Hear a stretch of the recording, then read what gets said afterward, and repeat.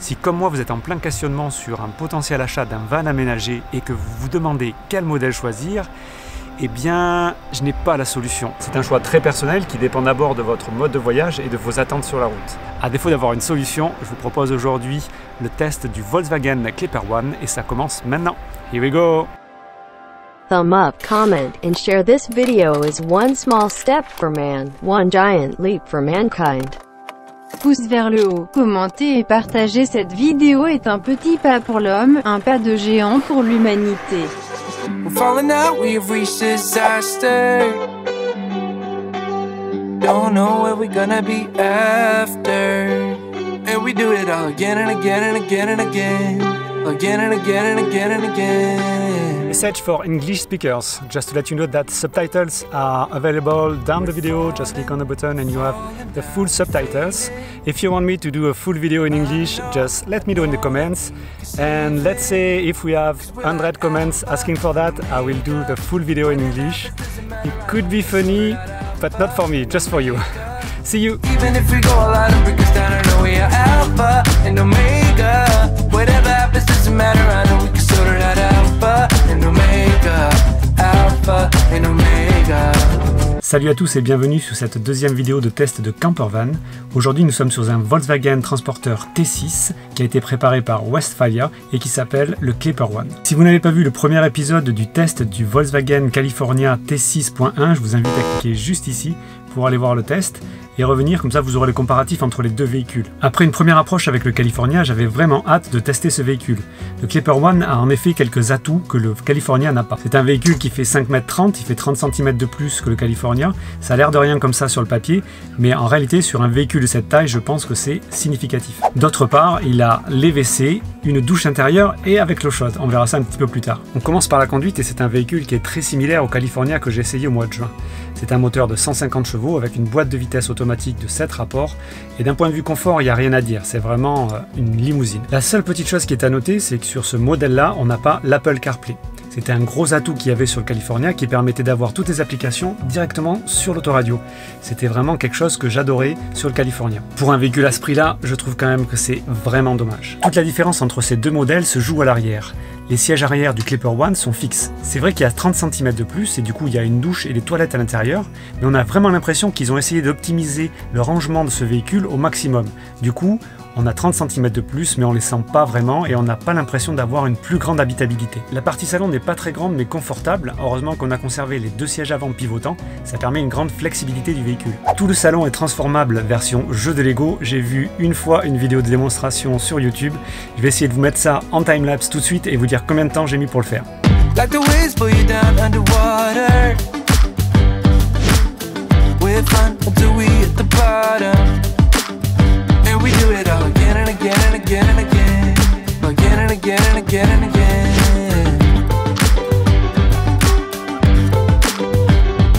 We're falling down, we faded. But I know that we can save it. Alors soyons honnêtes, je n'ai mis que 8 minutes, je pensais que ça allait être une vraie galère et finalement la seule chose qui a été un petit peu difficile, ça a été de faire pivoter complètement le siège conducteur. Tout le reste, je n'avais vu la vidéo qu'une seule fois sur YouTube, j'ai trouvé la position des coussins et des meubles assez facilement, c'était très intuitif. Et maintenant on a un lit qui fait 1,90 m. Du coup, en commençant, je pensais que le lit du haut allait être préférable. Et maintenant que j'ai vu l'installation de celui-ci, je me pose vraiment la question. Ce véhicule est donné pour 4 couchages. Honnêtement, avant de l'essayer, j'étais très perplexe à ce sujet-là. C'est vrai que dans la cellule de vie, si on se retrouve à 4, c'est pas extraordinaire. Mais enfin, si on vit un petit peu dehors, pour l'été, on peut très clairement être à 4 à dormir à l'intérieur du campervan. I know we can save it. 'Cause we're like Alpha and Omega. Even if we go all out and break us down, yeah, we could work it out. 'Cause we're like Alpha and Omega. Even if we go all out and break us down, yeah, we could work it out. Alpha and Omega. Alpha and Omega. Whatever happens doesn't matter, I know we can sort it out. Alpha and Omega. Even if we go all out and break us down, I know we are Alpha and Omega. Whatever happens doesn't matter, I know we can sort it out. Alpha and Omega. Alpha and Omega.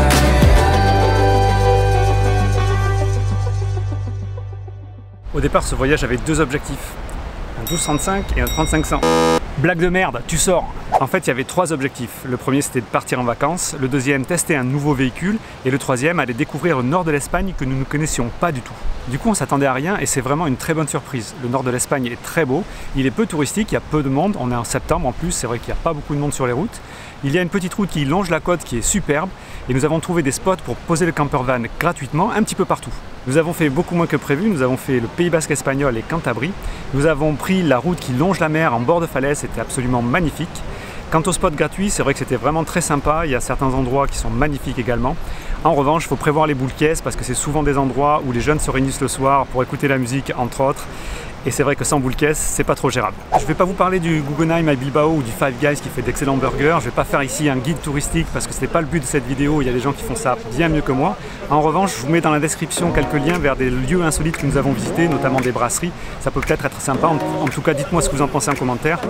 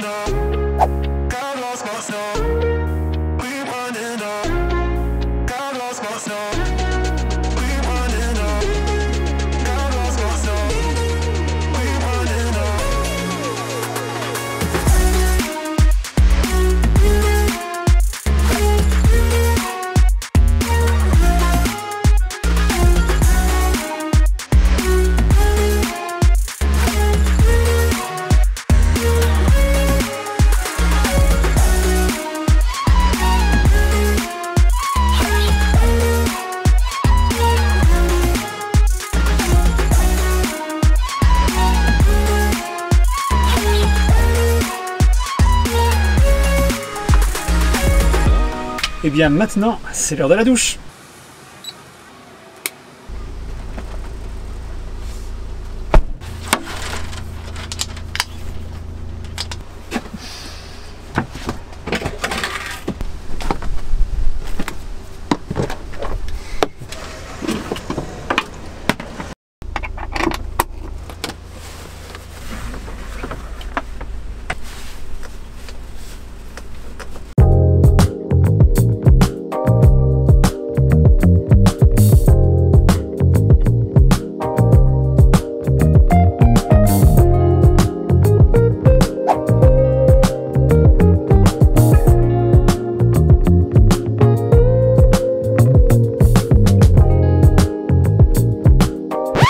La douche, c'est quelque chose que j'avais hâte d'essayer dans ce van. Alors oui, c'est possible de prendre une douche à l'intérieur, mais très honnêtement, c'est pas super pratique. Le gros point positif, c'est l'eau chaude. C'est vraiment très agréable d'avoir de l'eau chaude. Par contre, pour autant que c'est possible, il vaut mieux prendre la douche à l'extérieur.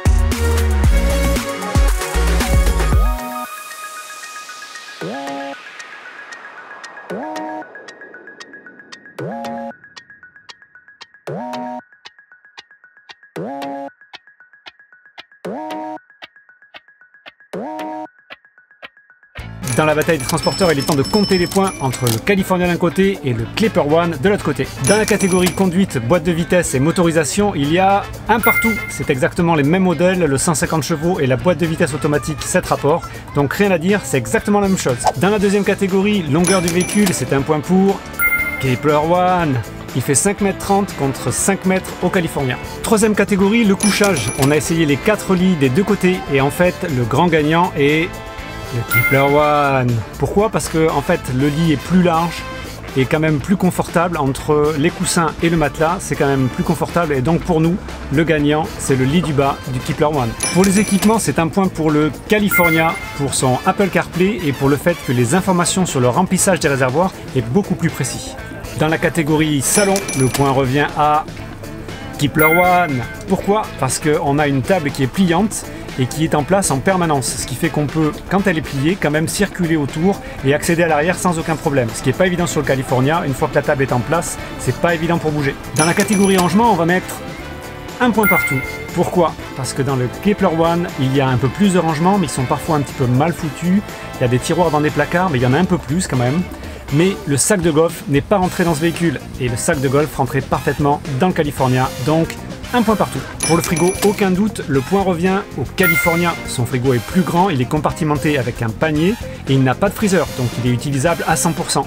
Pour la cuisine, le fait de pouvoir cuisiner même quand la table est en place et que les ustensiles tiennent mieux sur les gaz, le point revient au Kepler One.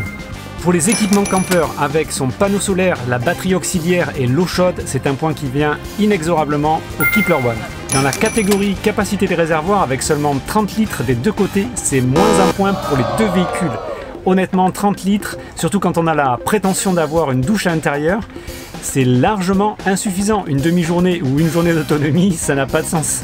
Dans la catégorie toit relevable, avec son côté électrique et un tout petit peu plus de volume, le point revient au California. La seule chose qu'il faudra vérifier, c'est comment le côté électrique tient dans le temps.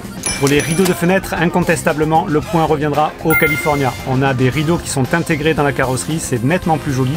Ça a l'air un tout petit peu fragile, mais c'est carrément beaucoup plus design et plus efficace. On aura un point mention spéciale pour le Kepler One et sa douche intérieure, qui même si j'avoue, elle n'est pas super pratique, elle peut quand même être utile dans certaines circonstances.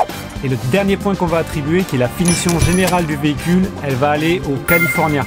Dans le Kepler One, on a un peu l'impression que les finitions ont été un tout petit peu artisanales, que dans le California, on a vraiment l'impression que tout est sorti d'usine direct. Alors autant vous dire que le résultat est très personnel et je veux pas me faire défoncer dans les commentaires, donc si vous avez quelque chose à rajouter, n'hésitez pas, allez-y, mettez un commentaire et j'y répondrai avec plaisir. Et si vous avez compté en même temps que moi, vous l'avez compris, c'est le Kepler One qui a gagné, de pas beaucoup, juste d'un point. Il y a 7 points pour le California et 8 points pour le Kepler One. Je dois dire que ici, ça fait un petit peu débat. Et si je dois rajouter une chose, c'est que pour faire mon choix, eh bien, ce sera ni l'un ni l'autre. Parce qu'encore une fois, le gros point noir sur l'affaire, c'est qu'ils sont tous les deux beaucoup trop chers. Show me your soul.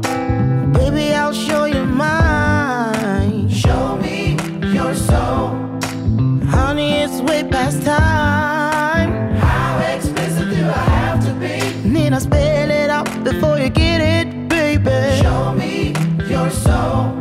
And honey, I'll show you mine. I'll show you mine.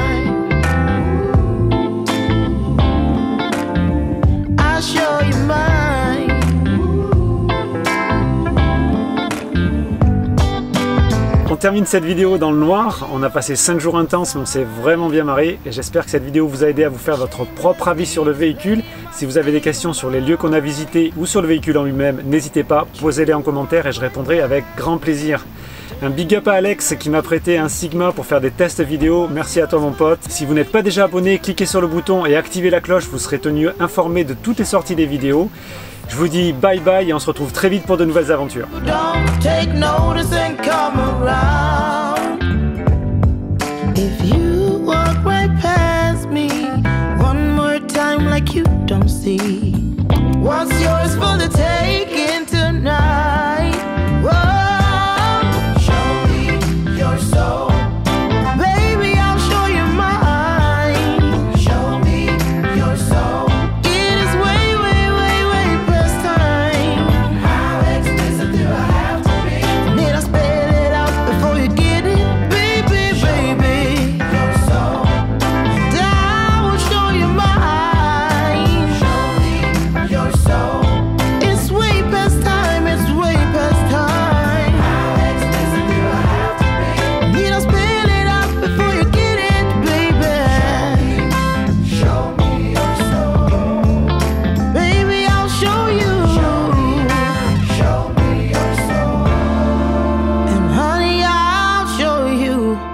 my